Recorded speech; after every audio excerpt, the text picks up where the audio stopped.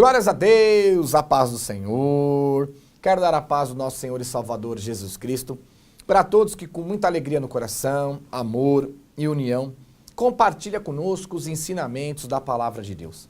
Olha, nós temos ficado muito felizes por ver a cada dia a quantidade de pessoas que estão procurando esses ensinamentos, esses alimentos, procurando esta verdade, e nos alegrado também o coração de ver como as pessoas têm nos ajudado a divulgar, a expandir e a espalhar o verdadeiro Evangelho de nosso Senhor e Salvador Jesus Cristo que está na minha e na sua Bíblia. Porque a alegria irradia a cada momento mais os nossos corações de podermos não só pregar a palavra verdadeira de Cristo, mas também aprendermos juntos com você. Porque nós, pregadores usados pelo Espírito, também aprendemos com cada pregação, com cada mistério, com cada palavra, com cada revelação que vem da parte de Deus. E hoje não será diferente. Vamos abrir os nossos corações, pega aí a sua Bíblia na mão, né? Porque chega de axiologia. Às vezes eu assisto programações e eu vejo a pessoa respondendo as perguntas e dúvidas das pessoas que querem servir a Deus, mas nada é baseado na Bíblia, é tudo eu acho, eu não vejo, profetiza, é assim, eu acredito, eu entendo assim, eu compreendo assim. Peraí, nós estamos respondendo as coisas de Deus ou as coisas nossas? Nós estamos respondendo o que Deus tem de resposta para cada um na Bíblia, ou nós respondemos aquilo que nós achamos que é bom e legal para nós? Nós não podemos ser assim. Nós temos que ensinar e mostrar aquilo que Deus tem para cada um de nós na sua Bíblia, na sua palavra. Eu não posso trazer para você uma resposta interpretada no meu eu, na minha carne, na minha pessoa, no meu pessoal. Eu tenho que trazer para você aquilo que está na Bíblia, interpretado espiritual com espiritual, que é da parte do nosso Deus. E neste momento, eu quero trazer para você pontos predominantes. Eu quero falar de um. Você sabia que 99% das atribulações na sua vida é você mesmo que abre brecha para o diabo, para as trevas, para os pecados e para a iniquidade? Isso mesmo. Existe um ao nosso derredor, como um leão furioso querendo nos dragar. E você sabe que ele, na primeira oportunidade, na primeira brecha que você dá, ele entra. Ele entra e se deixar, ele arrebenta, ele mata, ele destrói, ele acaba com tudo. Porque ele está aí, ao derredor, como um leão furioso, querendo nos dragar. Então ele não quer coisa boa, ele quer nos dragar. Agora o que eu quero que você entenda é o seguinte. 99% das coisas que acontecem de ruins em nossas vidas, somos nós mesmos que abrimos brechas para o diabo entrar. Você praticou a iniquidade, você abre uma brecha. Você praticou o pecado, você abre uma brecha. Você se afastou de Cristo, você abre uma brecha. Você deixou de jejuar, de orar, você abre uma brecha. Você saiu da igreja verdadeira para procurar religiões falsas e sinagogas do diabo, que se dizem igreja de Cristo, você abriu uma brecha gigantesca na sua vida. Você deixou de ouvir e de praticar o evangelho de Cristo, você abriu outra brecha gigantesca em sua vida. E é por essas brechas que nós abrimos, que querendo ou não, nós permitimos que o Satanás, diabo, demônio, chame como você quiser, entre em nossas vidas, em nossos casamentos, em nossa saúde, em nosso lar, em nossos filhos, em nossos esposos, esposas, e faça o que ele vem fazendo na vida de muitos. Por quê? Nós estamos na presença de Deus, abre aspas, e a minha vida está indo de mal a pior, fecha aspas. Como estamos na presença de Deus? Talvez estamos na igreja, mas para estar na presença de Deus não é só estarmos na igreja, porque estar na igreja não quer dizer estar com Deus. Estar com Deus é estar na igreja, ouvindo, vivendo e praticando a palavra de Deus. Então eu quero trazer um ponto hoje que é muito importante, porque quando nós pecamos e erramos involuntariamente, Deus ele perdoa os nossos pecados. Quando nós praticamos o pecado voluntariamente, Hebreus 10, 26, se vivemos na prática de pecado deliberalmente, depois de ter o pleno conhecimento da verdade, já não resta mais sacrifício pelo pecado. Então não adianta você entrar nessa, Deus perdoa todos os meus pecados. Se fosse assim, seria fácil demais. Basta eu pecar, peço perdão. Basta eu pecar, peço perdão. Basta eu pecar, peço perdão. Basta eu chegar, comprar um maço de cigarro, peço 20 perdão, tá perdoado o maço inteiro. Basta eu comprar uma garrafa de pinga, peço 30 perdão, tá perdoado a garrafa inteira. E Deus não é bobo. Deus não é assim. Por isso que ele fecha o cerco e diz em Hebreus 10, 26, se viverem deliberalmente na prática de pecado, depois de ter o pleno conhecimento da palavra, já não resta mais sacrifício pelos nossos pecados. O que ele está dizendo? Você conhece a palavra, você conhece a Bíblia, sabe que não deve fazer e está fazendo. E ele não vai mais nos perdoar, porque não há mais sacrifício pelo pecado daquele que pratica sabendo que não deve e sendo conhecedor da palavra. Lê a Bíblia, Hebreus 10, 26. Então eu quero trazer hoje um outro ponto predominante, que Deus, para perdoar alguns pecados, nós temos que fazer a nossa parte. E talvez você, que está nos ouvindo agora, não fez a tua parte ainda. Veja o que a palavra diz em livro de Mateus, capítulo 6, versículo 14 e 15. Porque se você ainda não fez a sua parte, o pecado está sobre você, por mais que você tenha pedido perdão. Deus não te perdoou, porque você tem que fazer a sua parte. Mateus, capítulo 6, versículo 14 e 15. Porque se perdoares aos homens as suas ofensas, também vosso Pai Celeste vos perdoará. Se, porém, não perdoares aos homens as suas ofensas, tampouco vosso Pai Celeste vos perdoará. Então a palavra é bem clara. Ela é bem clara. Se nós perdoarmos as pessoas, Deus também nos perdoará. Se nós não perdoarmos as pessoas, Deus também não nos perdoará. Então não adianta eu, como pastor, falar para você, dobra o joelho e vai orar, pede perdão que Deus perdoa. Dobra o joelho e vai orar, pede perdão que Deus perdoa. Peraí. Existem pecados que não adianta eu pedir perdão somente. Ele não vai me perdoar se eu não fizer a minha parte. Existem pecados que são de morte. Não adianta eu pedir perdão. Eu tenho que sair desses pecados, senão eu morro. Espiritualmente perco a minha salvação. Existe pecado que não tem perdão, que é a blasfema contra o Espírito Santo de Deus. E aí, pastor, o que você me diz sobre isso? Se você não perdoar as pessoas, Deus também não te perdoa. Então, às vezes você está me ouvindo agora, é luta, é batalha, é perseguição, e você está nos caminhos do Senhor. Para pensar e te analisa a sua vida. Você tem que perdoar as pessoas. Você tem que pedir perdão para as pessoas.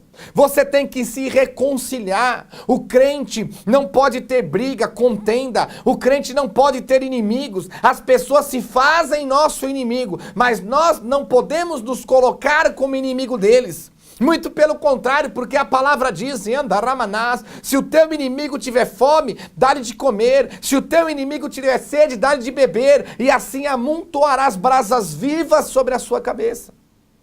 Então nós temos que amar o nosso inimigo. Orar para que o nosso inimigo, para que os que nos perseguem, se transformem em filho do nosso Pai Celeste. Quer dizer, nem com os nossos inimigos, ou aqueles que se fazem nosso inimigo, nós podemos ter atrito. Quanto mais com as pessoas que estão ao nosso redor. Hoje nós vemos que a maldade impera no coração do ser humano, mas não pode imperar no coração daqueles que querem servir a Deus. Você tem que perdoar o teu ex-marido, a tua ex-mulher, o teu ex-patrão. Você tem que perdoar sim aquele que te fez mal, aquela que te prejudicou, não importa as circunstâncias, é bíblico. Se você não perdoar, Deus não te perdoa. Pastor, eu perdoei, mas da boca para fora? Um perdão da boca para fora para Deus não serve, porque o Senhor Jesus diz que o nosso coração e o nosso perdão tem que ser como de criança. Por que de criança? Você pega uma criancinha de 2, 3 anos fazendo arte, você dá um tapinha nela, dá uma bronca, ela chora, daqui uma hora você vai lá, pega ela no colo, abraça ela, vai brincar, ela esquece a bronca que ela tomou e nunca mais fala daquele assunto e cuida de você, trata você e vive você como se não tivesse acontecido nada. Nós temos que ser assim. Não adianta falar eu perdoo, tá perdoado, eu te perdoei e ficar a mágoa, ficar a raiva, ficar o ódio, ficar se corroendo, se consumindo. Então nós temos que aprender que há muitos pecados na Bíblia, não é só esse não. Há muitos, venha congregar com a gente que a gente vai te ensinar. Que Deus só vai te perdoar, nos perdoar, se nós fizermos a nossa parte. Olha para você ver como entristece o nosso coração, por falta de sabedoria de muitos pregadores que levam o povo ao erro, porque estão na teologia da prosperidade e não baseados no alicerce de Cristo, pregando aquilo que vai contra a palavra de Jesus. A mulher teve uma briga em casa com a vizinha. Saiu na vassourada as duas, veio a viatura, a polícia, foi as duas para a delegacia, voltaram para casa, brigadas, e à noite ela foi para a igreja. E era dia de Santa Ceia. Aí ela pegou e explicou pro pastor: ó, pastor, eu briguei com a minha vizinha, tô furiosa, tô com ódio, com raiva. Se eu pegar minha vizinha, eu vou matar ela na vassourada, não quero nem ver ela perto de mim. Ou ela muda, eu vou mudar. E eu vou cear hoje, eu queria saber se eu posso cear. Sabe o que o pastor falou para ela, o hipócrita, né? Se auto-intitula pastor, que se fosse homem de Deus não falava isso? Não, irmãs, já pediu perdão? Já. Então, pede perdão e tá perdoado. Basta pedir perdão e Deus perdoa. A mulher pediu perdão e tomou a Santa Ceia no pecado. Sabe por quê? Porque a palavra está dizendo em Mateus 6,14: se perdoares aos homens, se perdoares às mulheres, se perdoares as vossas ofensas, Deus também vos perdoará. Mas se não perdoares, Deus não te perdoará. Então a mulher não tinha perdoado, estava com raiva, com ódio no coração, e ela foi tomar a Santa Ceia no pecado, foi réu, culpado do sangue do corpo de Cristo. Quantas pessoas vão se batizar e descem as águas com ódio, com raiva, com mágoa nos seus corações, dizendo: não, mas Deus me perdoou. Como Deus te perdoou? Se ele põe uma regra, ele é categórico, é 880. Se você perdoar, Deus perdoa. Se não perdoar, Deus não perdoa. Ou você vai dizer que você é melhor que nós, ou eu sou melhor que você. Deus abriu uma exceção para mim. O que é? Deus está fazendo acepção de pessoas? Essa Bíblia diz que não. A palavra é para todos. Então muitas vezes você está me ouvindo e você está querendo servir os caminhos, está na igreja. Como é que você vai ser batizado? Batismo é para arrependimento de pecado. Pastor, eu me arrependi dos meus pecados. Então se você se arrependeu, você não faz mais. Se está fazendo, não está arrependido. Cadê o arrependimento? Cadê os frutos dignos de arrependimento? Leiam mais a Bíblia, gente. Leiam mais a palavra de Deus. Leiam mais o Evangelho de Deus. Cadê o arrependimento? Você tem que ir lá, pastor, mas se eu for lá pedir perdão, a pessoa vai brigar comigo, não importa.